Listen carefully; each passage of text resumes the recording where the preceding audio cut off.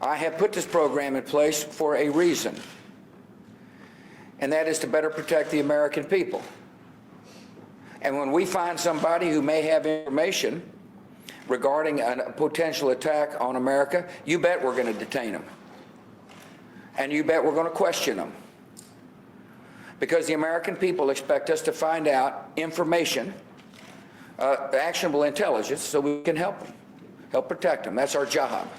So that was archived footage from the Oval Office of former President Bush, referring to two secret memos in 2005 that authorized extreme interrogation tactics against terrorist suspects. As you can see, U.S. policy has been evolving to where we are for quite some time. Let's just get right into it. And I personally want to start off with this question, because I spent the most formative years of my life in Joint Special Operations Command in the 75th Ranger Regiment. And when I started to branch more into like human intelligence collection and got plugged into the kinetic strike targeting cycle of drone strikes in Afghanistan officially, of course, I knew we were dropping people who shouldn't have been dropped. And I was a field interrogator for a while, and we knew other interrogators that were still like pretty brutal. I never believed in negative incentives. It's just not who I was personally, and there were some reforms after the torture report came out. But basically, it was just don't use waterboarding or threaten to use dogs and don't get caught. My question that I always like to ask, like when you put the wheels in motion to blow the whistle on human rights abuses by U.S. clandestine services, why did you do it, or what did you hope to achieve and put yourself at such personal risk? Like I've just met so many guys who either didn't care or were resentful that they couldn't go even further. Sure. So, one of the reasons why I did it was, well, let me back up.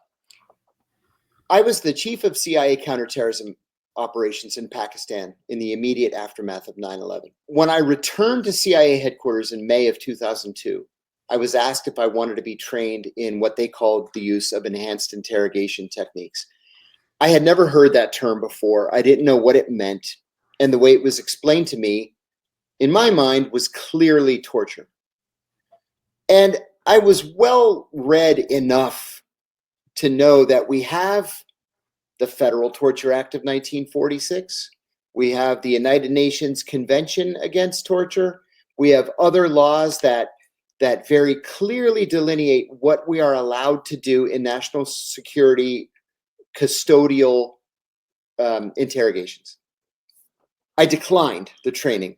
I was the only one of the 14 people who were approached who declined to be involved. At the same time, I was promoted because I had led the capture of Abu Zubaydah, who we believed was the number 3 in Al-Qaeda at the time and who was the first person to be subject to torture. So I got promoted to be the executive assistant to the CIA's deputy director for operations. And in that position, I was able to see, for 1 year, I was able to see literally everything that the CIA was doing around the world. It was 100% crystal clear to me that there were a lot of people inside the CIA who were opposed to the torture program. People were writing cables back to headquarters from the secret site saying, whoa, this is not what I signed up for. I'm not going to do this. I want to come home. That's called a curtailment, where you curtail your overseas assignment. It's a career-ending decision. There were people who resigned from the secret site. There were nurses who fainted while watching the torture sessions. There were doctors from the Office of Medical Services who would write, wait a minute. I took an oath to do no harm. And you want me to be there to revive this guy after you kill him so that you can torture him more? I'm not doing that. So I thought, well, certainly somebody is going to say something. After my tour on the executive floor was done, I went to the United Nations for my final tour. And then I resigned from the CIA and I went into the private sector, still thinking somebody's going to say something. And then finally, in 2007, I said something to ABC News. My only regret was that I left 5.5 years on the table. I learned about the torture in May of 2002. It started on August the 2nd, 2002, and I didn't say anything until December the 11th, 2007. And I wish I had said something sooner. Did more than most. What was the source of I don't know, your desire to do that? Because I've not known people opposed to the torture program just for very practical realpolitik reasons. Yeah, it doesn't work. Right. It doesn't work, and if it ever comes out, it degrades U.S. soft power globally. Yeah, it very much does. The reason why I felt so strongly about it is, as soon as the moment that I heard about it, my response to the senior officer who approached me was, "That sounds like a torture program. Torture is illegal." And he said, "No, it's not a torture program. The president signed off on it and the Justice Department signed off on it. It's perfectly legal." And I said, "I don't know, man. Let me think about it." So besides asking a senior officer for his opinion, and his opinion was quite strongly in opposition to the program, I started to do my own research. And what I found was, and this was very convincing to me, was that in 1945 and 1946, we executed Japanese soldiers who had waterboarded American POWs. That was a death penalty crime to waterboard somebody. And we executed several Japanese soldiers for waterboarding. On January the 11th, 1968, the Washington Post ran a front page photograph of an American soldier waterboarding a North Vietnamese prisoner.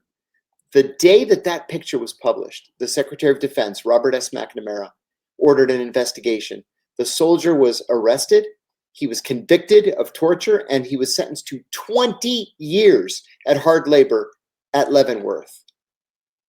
Besides that, not only is the U.S. a signatory to the United Nations Convention Against Torture, it's the author of the United Nations Convention Against Torture.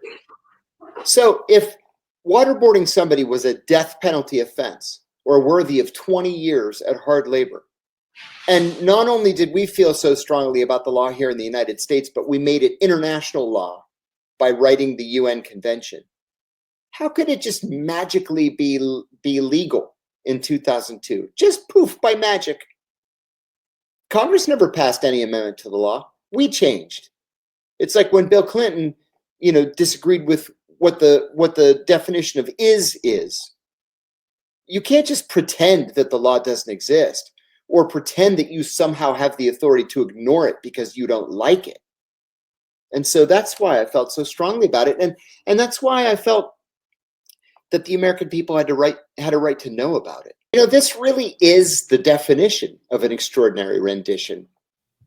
Well, I'll let you decide. It could be just a rendition. Either way, it's illegal. There's no due process here, right?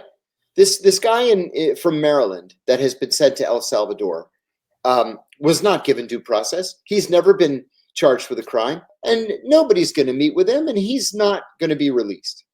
And then we have the president say, actually, we would like to finance the building of 4 or 5 more of these 30,000 unit, super prisons. Well, what the heck is that? So is the plan that we just are doing away with due process? Do Americans or U.S. persons, people who have valid green cards, do they just no longer have civil rights and civil liberties? Because it sure looks like that's the road we're taking. I think so too.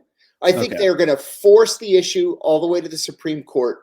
And even then, I'm not sure that the administration can be trusted to abide by a Supreme Court ruling.